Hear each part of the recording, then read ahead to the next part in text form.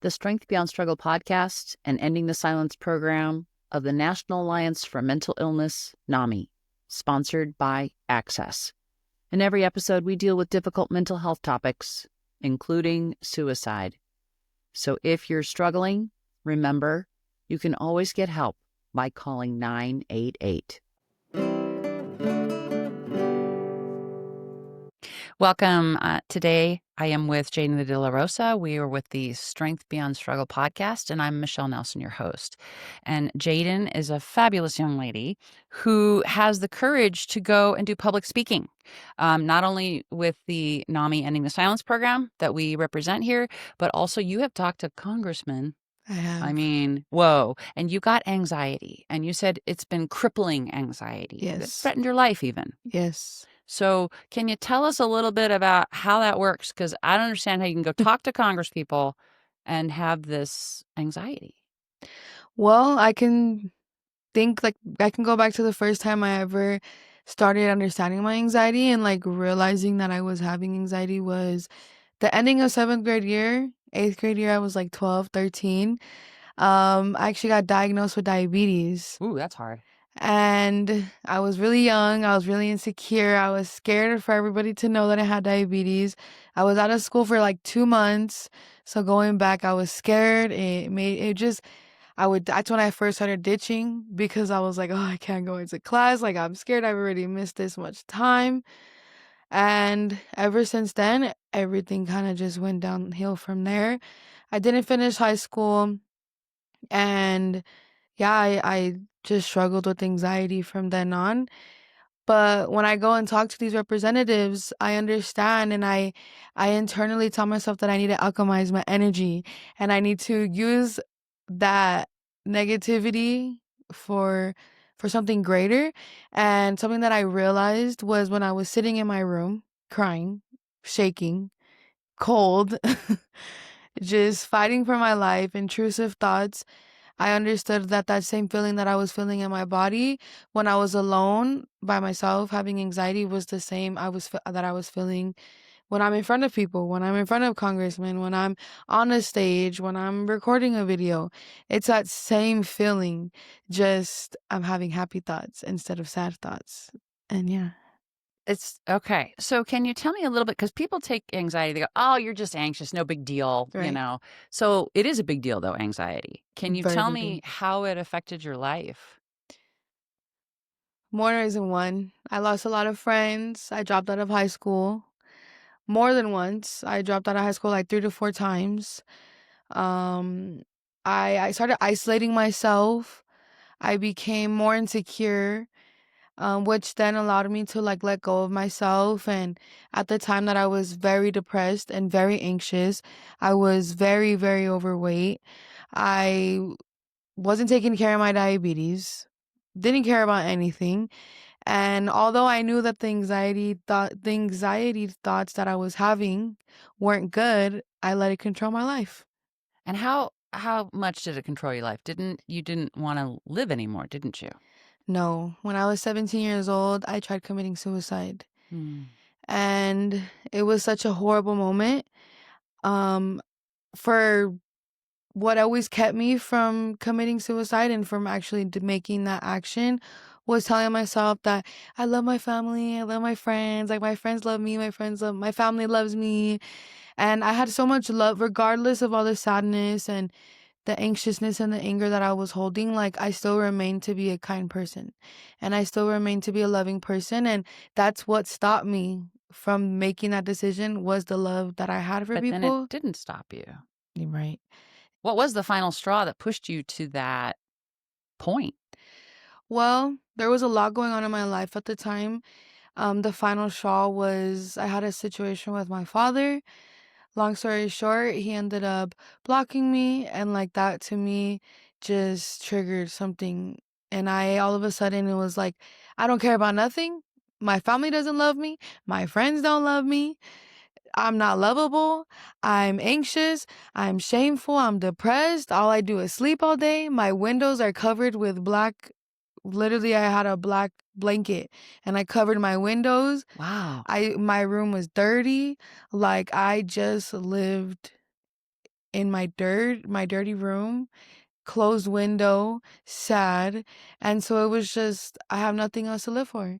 And that hurts to think about because I was only 17. I was a Yeah. baby. And you're now how old? 22 as Okay. of yesterday, 2 days ago. Yeah, yeah. Uh, Happy birthday late. Thank you. And actually, it's going to be 5 years next month from when I attempted my first time committing suicide when I was 17. Wow. And to think about it, that could make me cry because it's just been a long time. Like, it's been a long way. From 17 to 22, I have came a long way. Thank God. So why do you think you're sitting here today? God. Yeah? God.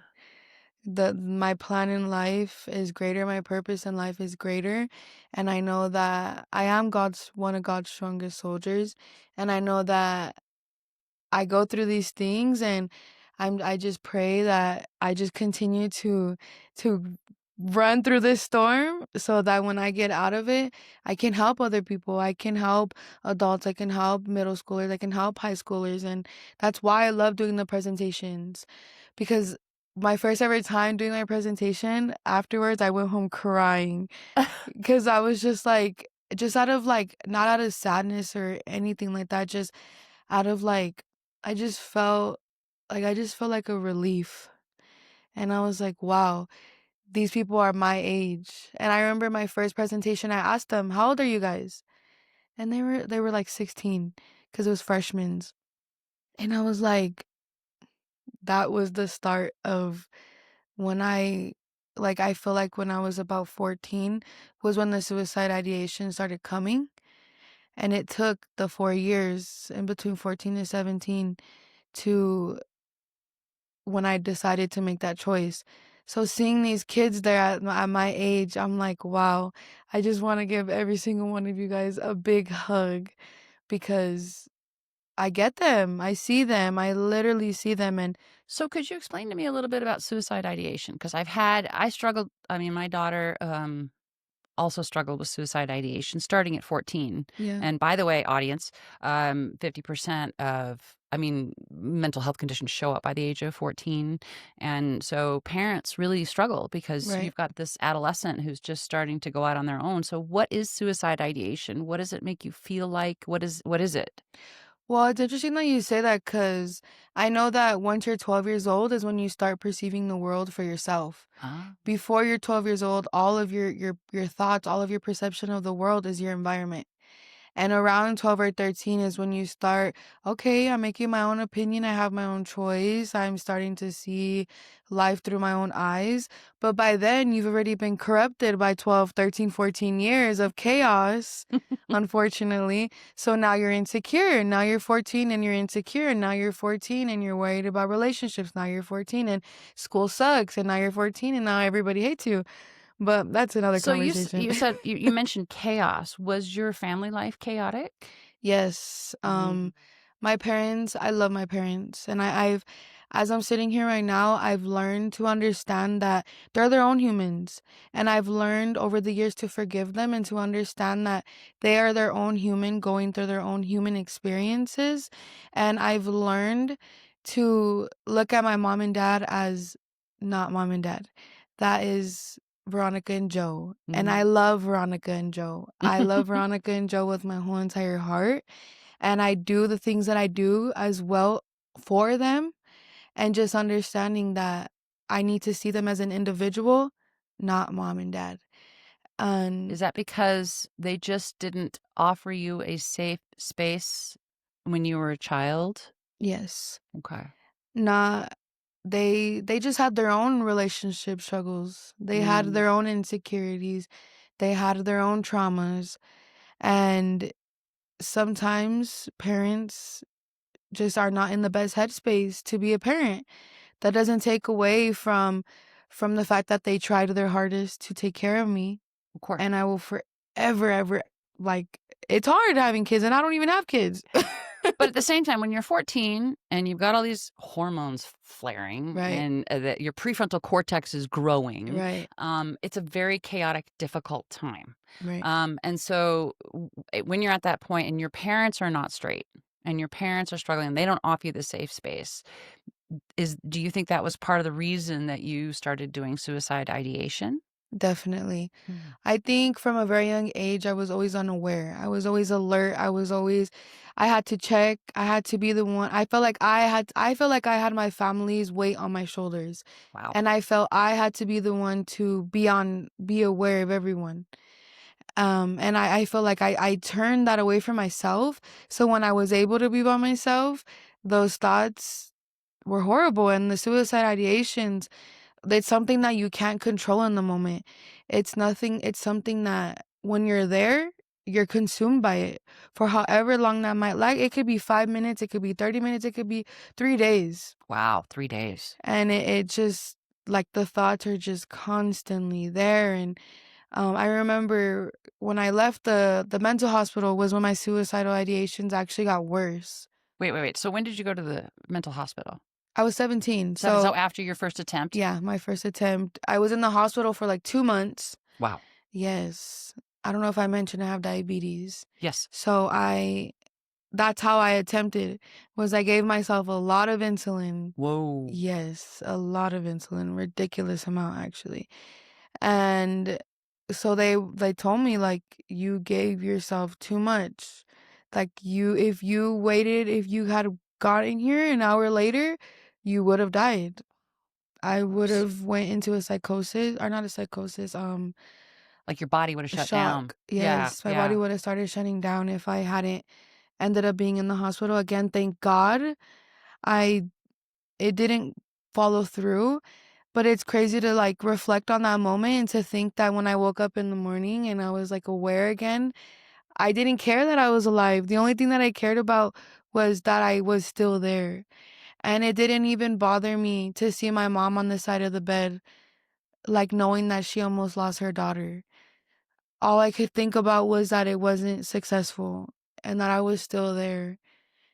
And that is something that I will never wish on my worst enemy.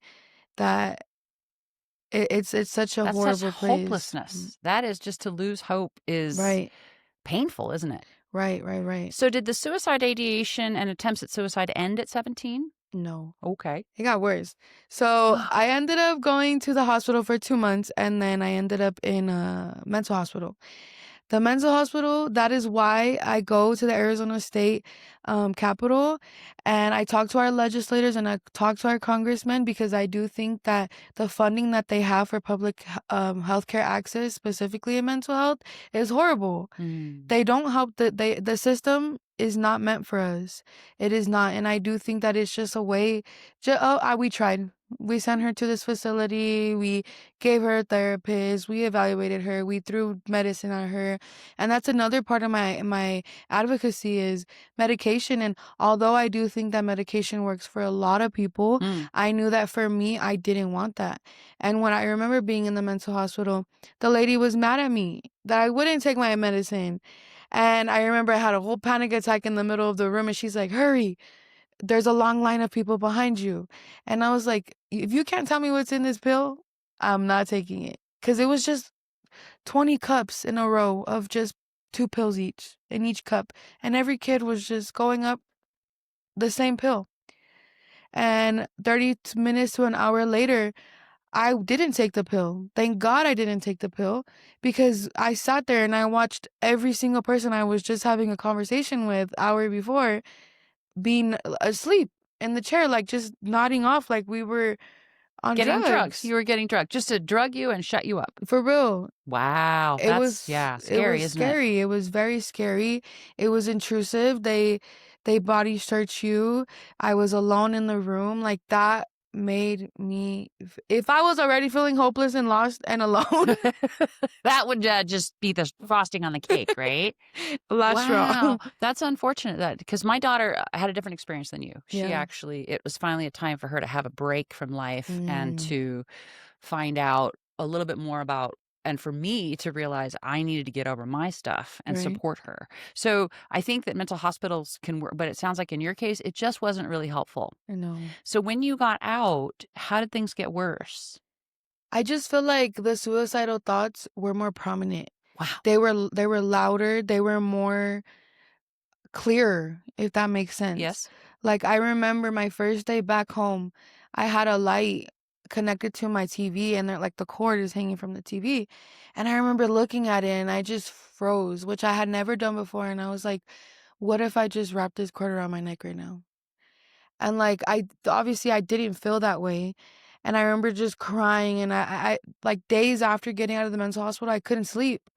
I'd close my eyes and I just couldn't. For the first like week, I was not sleeping. I think in a whole week, I had slept maybe 12 hours combined.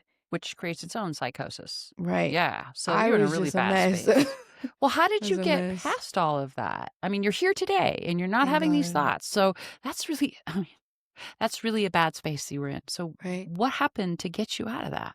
Something that is even included in my presentation when I go do the NAMI presentations is the group therapy. Honestly, I was really opposed of it. I didn't want to go. I was like, Mom, you're setting me up and you're going to take me back over here and lock me up again. But no, it ended up being good. I was very closed off for the first couple of days. I had mandatory group therapy. I think it was like 4 to 5 days a week. Okay. And the first week, couldn't get anything out of me. I was sitting there silent. And then that's when everybody started talking, and I was like, oh, I'm not the only person who feels this way. So you're not alone, which is another Right. NAMI thing, isn't it? Like, it really was such an insight for me, because I genuinely thought Jayden was the only person walking earth who felt that way. And when I went there and I started talking to more people and hearing these people's stories, and they were talking about their parents and they were talking about their siblings and they were talking about their traumas, I was like, dang, I'm not alone. I'm not alone. And I remember just feeling so relieved. And then I was excited to go to therapy. And that's when I feel like my journey of vulnerability started. I started expressing my vulnerability and started acknowledging what it was that I was going through instead of letting it consume me. And yeah, I honestly loved it. It did help me. Although I didn't cure it, it still helped. And what has got me here today was uncoincidentally, because nothing is a coincidence. My group therapist, or my group, she was my life coach. Okay. They assigned her to me as my life coach, and I ended up calling her. I wanted to attempt again 2 years ago in October, and I was very set this time that I was gonna do it. I was like, okay, the one at 17 didn't work, so the one at 20 has to work. Wow. And I was fighting with myself, and a little voice in my head was telling me to call Anida, call Anida, call Anida. That shame came across me again. That anxiety came across me again, and I was scared. I kept fighting with myself again, telling myself, no, she's not going to remember you. She doesn't care about you. You ghosted her. She doesn't, like, she's not going to, she changed her phone number, da, da, da, which wasn't the truth, far from the truth. And I remember she called me, answered, and she was like, Miss De La Rosa? And I was like, You remember you me. remembered me. Like, Oh. I just bursted crying like insane. And she's like, are you okay? And like, she invited me to church. And I remember, I'm not gonna lie, my first thought was like, really? Church. Right. Like, I'm about to myself. Church. Okay. And that's Whatever. what you suggest me. But, it was like, in that moment, I was like, I'm willing to try anything. I did the drugs, I did the partying, I've did the friends, I've did The the hospital, hospital, the mental counseling, hospital, blah, blah, blah. counseling, d done it all. The least I could do is try, and okay, if it didn't work, well, I don't know. We'll figure it out from there. But no, I went. It was the most life-changing moment for me. It was like my pastor was it was just we were locked in. We was locked in the whole time, and ever since then, my life has done a whole transformation. I've done a whole transformation, and I'm working towards transforming my mind every day that I continue to proceed. And it showed me, it allowed me to unlock this gift that I have inside of me. And it gave me the confidence to do NAMI. Then I met people from NAMI. Then I started working for Lucha. Then I met Michelle. now I'm here. And Lucha is the organization that you work for, that you advocate Yes. for mental health in particular, mental health, Yes. public health. Yeah, they're more political side. And I Mm. was the only one who came in there talking about mental health. Whoa. And so I remember raising my hand in this Saturday morning convention that I showed up at 7 in the morning to be a part of. Woo. And I remember raising my hand, and I was, again, I was being vulnerable, and they asked me if I wanted to apply for a job, and then I did, and I just kept going, and then that's when they invited me to Washington, D.C., and that's when they invited me to the Arizona State Legislative House, and I was outside talking to, I've talked to Juan Sescomani, Betty Villegas, a lot of other people. I don't really remember their names. That's okay. Angelina Ortiz, all of them amazing people, and they've allowed me, and I'm a writer, so I also love to write, and so I would write and I typed my own story, and I would speak it and say it out loud to people, and it touched people because nobody wants to hear suicide. Mm-mm. You want to know how to clear out a room? Yeah, I tried suicide. Right. Watch how fast everybody turns, gives you a side eye. Wow. So I think it was just a powerful message. And they used my story of what I went through to advocate for access, which is an insurance. It's our Medicaid in Medicaid. Arizona. Yes. In Arizona, we call it access. Yeah. Right. Okay. And like a lot of representatives, it touched them. It was like, wow, like I also probably have had suicide ideations, and you're a young woman and you're sitting right here and you're sharing this story that's vulnerable, because that is how I introduce my story actually when I'm presenting is um it's hard. Like it's hard. It is. I can do it 1,000 times, but sitting in front of a whole bunch of people telling them like something so personal, Right. and so like that is something that people will go to their grave with. Yes, they will. There's They a lot of shame around suicide. A lot of Right. shame. A lot of shame around suicide ideation too. Right. So, well, your courage is contagious. Thank I am you. glad that you're able to go speak to these kids. And have you had any situations where people have come up to you and just said, "You changed my life"? There was this one girl, and I always, every time somebody asks me that question, I think of this girl, and God bless her, and I hope that she's doing great, because we were at Choya, I think, and she came in the class, and I could tell she's like a little bad girl, Mm. and she just sits there, and I gave my story, and she's the only person who raised her hand, and she was like you could tell she was really nervous to tell me, but she was like, "Thank you for telling me this." And she was like, "I feel like I think a lot like you do." And she was like, "I don't want to finish school." She's like, "But I want to finish school so I can get out of here and I can get a job." And she's like, "So I could be successful." And she's like, "I want to drop out of school so bad."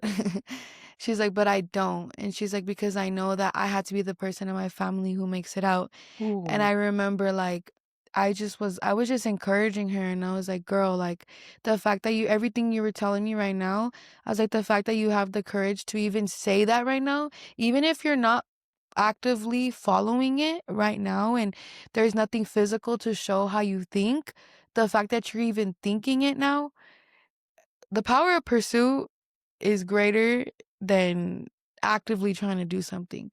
So the fact that she can acknowledge that that's what she wants to do because of my story out loud, she acknowledged that in front of a room full of people. Wow. And I remember I just gave her a hug, and the bell rang, she left, and the teacher came up to me and she was like, "Thank you." And I was like, "You're welcome, but why?" And she was like, she comes in every day and she doesn't talk to nobody. Ooh. She's like, the first day of school, she was really happy, very excited. And throughout the school year, I've noticed like her just depleting and depleting. And she's like, I think she's going through a lot of stuff at home, which she had mentioned out loud to me when we were talking. And I remember it just like, I wanted to burst out crying because I was like, no, thank you.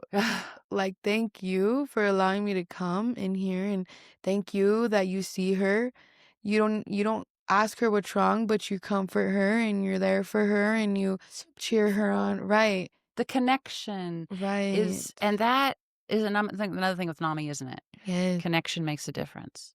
And I hope that the people listening today, I mean, the things you have said are really courageous. And I think I know you've given me hope to understand that the little things, even the little things like saying to yourself, I'm like you, and you then coming to her and saying, you can do this. These are little things, right? Right. One little interaction. And you've told me you feel a little bit like you plant seeds. Oh, there you go, yes. I was gonna say it. Yes, it's planting the seed, and before and after my presentations, I say a little prayer, and I'm like, "God, I planted the seed, and I just hope that from this day forward, you allow somebody, another man or woman, to come and water them. Water that little seed that I planted, because that it's just like nature. We're literally just like nature. You can throw a seed, and 12 years later, it's gonna plant. Yeah. It just needs the right amount of sun, right amount of water, a little encouragement, a little sprinkle, a little sand, I don't know, dirt, Food? food, Yeah, yeah. right. And beautiful sunflower. Oh, well, thank you, Jayden, for Yes. being with us today and having the courage to talk about suicide, about anxiety. And I hope that people have more respect that anxiety can actually kill you. Yes, It can. it And can. so thank you. And thank you for what you're doing to advocate and to talk for people and to go to these kids and give them hope. And I just so appreciate you being here today. Thank you, Michelle. Jayden's story about her anxiety broke my heart, but it also inspired me. Then again, that happens all the time when I talk to these brave mental health heroes. Jayden spoke for more than 40 million adults and about a third of American teenagers. That's because she had to find a way to live with crippling anxiety, the most common mental health challenge in the nation. We're still trying to figure out what causes normal stress, fear, and vigilance to spin out of control because everyone gets anxious. Everyone worries. Everyone has stress. But for about 20% of US adults and 32% of teens, the anxiety can become disabling. They can't even leave the house, concentrate, speak in public, or gather in groups. They feel like they're having a heart attack, suffer terrible feelings of dread and panic, and suffer a higher risk of suicide, according to the National Institutes of Health. Anxiety disorders come in many forms. That includes generalized anxiety disorder, which affects happiness, concentration, and health. But this disorder also presents as panic disorder, social anxiety disorder, social phobias, and obsessive compulsive disorder. And to make things even more confusing, anxiety goes hand in hand with a bewitching assortment of other mental health challenges, such as clinical depression. One recent national health survey concluded that 44% of the U.S. population say they suffer from anxiety, but another 13% who reported all the symptoms don't think they're anxious. Many people with an anxiety disorder also suffer from bipolar disorder, ADHD, sleep disorders, headaches, substance abuse, eating disorders, and irritable bowel syndrome. That's me. I suffer from anxiety, and I've also struggled with an eating disorder, IBS, and depression. So, what's going on? What causes this debilitating, pervasive, unrealistic fear? Well, genes have something to do with it. Anxiety often runs in families. Turns out women are much more likely to suffer from an anxiety disorder than men. It's also linked to childhood trauma, rape, domestic violence, the death of a loved one, or exposure to violence. Even a serious or chronic illness can play a role in developing anxiety. That's what happened to Jayden. She developed classic anxiety symptoms after her diagnosis with diabetes. The sense of shame, unfocused threat, vague and persistent fear caused by her disease trained her brain to feel anxious and out of control. I really liked a couple of research studies on what's going on in the brains of people with anxiety disorders. In one study, the researchers monitored how people's brains have worked while performing certain tasks involving concentration, memory, and organization.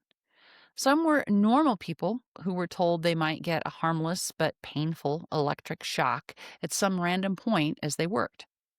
Some were people already diagnosed with an anxiety disorder, and some were exposed to things they feared during the experiment. It turned out that many of the same brain circuits were activated in all three cases. You can find summaries of all the research about anxiety disorders we unearthed on our website, strengthbeyondstruggle.org. Anxiety that disables looks a lot like normal fear in the brain. This is difficult because researchers point out that fear is useful. If you're hiking through bear territory, you'd better stay alert. Listen for the snap of a twig. Notice the moment the bird stops singing. And maybe that alert wariness also helps when your boss is a jerk. You need to keep your eyes open and watch what you say when he's around. But that useful alertness can get hijacked by trauma, PTSD, child abuse, or even diabetes or depression. It wears a groove in your brain. Pretty soon, you can't stop being afraid, even when it makes no sense. Fortunately, there are options. Anti-anxiety drugs or antidepressants work for many people. So does therapy of all sorts. You just must want to change so you can live at peace in your own brain. And then you must keep trying things until something works. That's what Jayden did. She hit bottom. She tried to kill herself with her own insulin. And that woke her up. She changed. Talking on this podcast was part of that change. She had kept all her pain and shame a big secret for so long. But now she wants to use all of that to help someone else. You, for instance.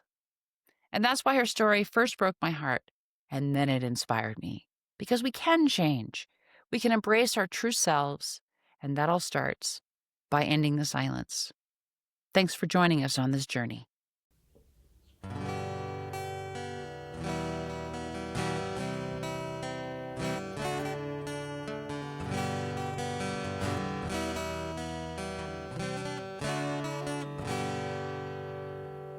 It's okay to just be me.